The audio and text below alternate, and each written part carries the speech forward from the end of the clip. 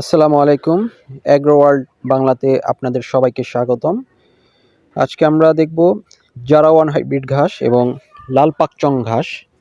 এই ঘাসগুলোর live update কি? এই ঘাসগুলো মূলত গত অক্টোবর মাসের দিকে লাগানো হয়েছিল। তো প্রায় 2 মাস হয়ে গিয়েছে, অর্থাৎ প্রায় 60 দিন পরে এই ঘাসগুলোর আপডেট কি সেটাই আজকে আপনাদের পুরো ভিডিওতে দেখাবো। তো দেখেন এই পাশে যেগুলো দেখতে পাচ্ছেন এগুলো মূলত জারাওয়ান হাইব্রিড ঘাস। জারাওয়ান হাইব্রিড ঘাস খুব উচ্চ বর্ধনশীল একটি ঘাস।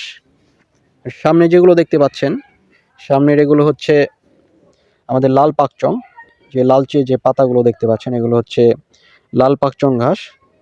লাল পাকচং ঘাসগুলো দ্রুত বর্ধনশীল, যদিও বর্ধনশীল ঘাস হলেও জারাওয়ানের গ্রোথ তুলনামূলকভাবে বেশি। এগুলো যা দেখতে পাচ্ছেন এগুলো হচ্ছে লাল পাকচং।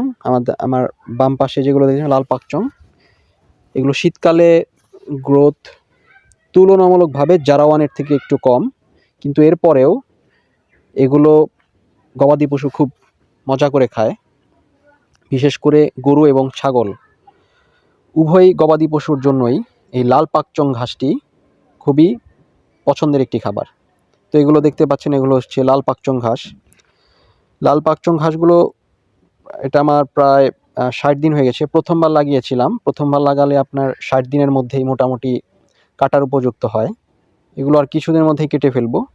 যেহেতু এখন আপনার ডিসেম্বর মাস চলছে, প্রায় 2 মাস হয়ে গিয়েছে। শীতকালে ঘাসের গ্রোথ একটু কম থাকে এবং এটা প্রথমবার যেহেতু লাগানো, প্রথমবার ঘাস লাগালে আপনার ঘাসগুলোর গ্রোথ একটু কম থাকে। এরপরেও এগুলো এক একটা প্রায় 6 ফিট 7 ফিট করে লম্বা হয়ে গিয়েছে। এখন এগুলো আমরা যে কোনো সময় কেটে গবাদি পশুকে দিতে পারবো। এখন দেখতে পাচ্ছেন এগুলো হাতের বাম পাশে যে ঘাসগুলো এগুলো হচ্ছে জারাওয়ান হাইব্রিড। জারাওয়ান হাইব্রিড ঘাসগুলো খুব দ্রুত বর্ধনশীল এবং প্রোটিনের মাত্রা অনেক বেশি। এগুলো হচ্ছে জারাওয়ান হাইব্রিড। প্রোটিনের দিক থেকে যদি আপনি চিন্তা করেন, প্রোটিনের দিক থেকে তুলনামূলকভাবে অধিক প্রোটিন থাকে হচ্ছে জারাওয়ান হাইব্রিড ঘাসে। জারাওয়ান হাইব্রিড ঘাস প্রথমবার লাগানোর পর 60 দিনের মধ্যে আপনি কাটতে পারবেন, কেটে গবাদি পশুকে খাওয়াতে পারবেন। কিন্তু দ্বিতীয়বার থেকে শুরু করে আপনার 35-40 দিনের মধ্যে এই ঘাসগুলো কাটা যায়।